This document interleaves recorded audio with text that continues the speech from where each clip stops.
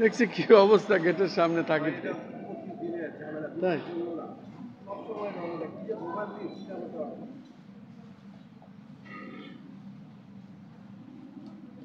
কতদিন দেখতেছেন এইভাবে তা প্রায় আপনার জানা মতে অনেক দিন আসলে এই বৃষ্টি আর এই বৃষ্টিতে এইখানের এই দুর্ভোগগুলো এই এলাকায় দীর্ঘদিনের আসলে এটা আসলে কেন হয় না আমি কিছু বুঝি না।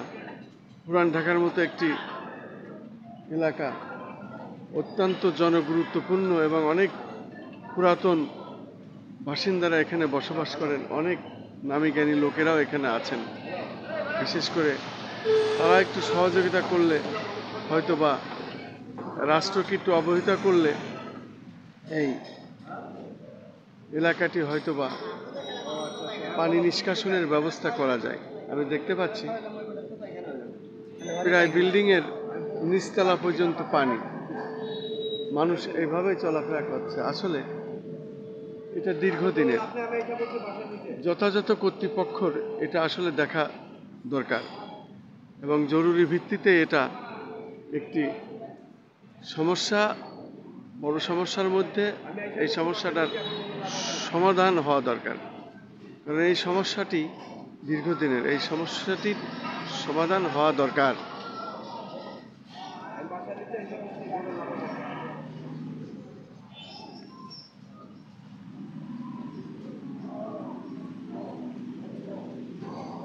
আমরা দেখতে পাচ্ছি রিক্সা চলছে, বিভিন্ন গাড়ি চলছে, মিনি ট্রাক চলছে, মোটরসাইকেল চলছে। আসলে মানুষের সমস্যার কোনো শেষ নাই। এই সমস্যাটা মূলত দেখার দরকার, সমস্যাটি কারা দেখবে।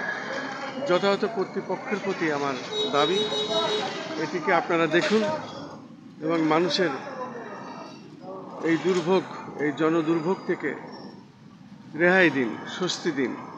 আসলে এই কাজটি কারা দেখভাল করেন সেই যথাযথ কর্তৃপক্ষের প্রতি আমি আহ্বান জানাচ্ছি। আমি একজন ইউটিউবার হিসাবে, একজন সাংবাদিক হিসাবে এবং আমার মানবিক দিক বিবেচনা করে আমি বলছি, আসলে এটা দীর্ঘদিনের সমস্যা। এই সমস্যাটি সমাধান হওয়া দরকার।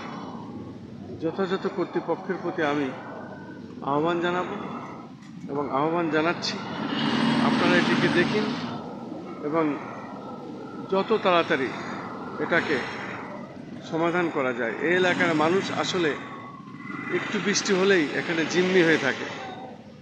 এটা আসলে অত্যন্ত দুর্ভোগ, মানুষের চলাফেরা খুবই অসুবিধা। একটু বৃষ্টি হলেই পানি জমে যায়, পানি নিষ্কাশনের তেমন কোনো ব্যবস্থা নাই। জরুরি ভিত্তিতে এটা দেখা দরকার আমি মনে করি।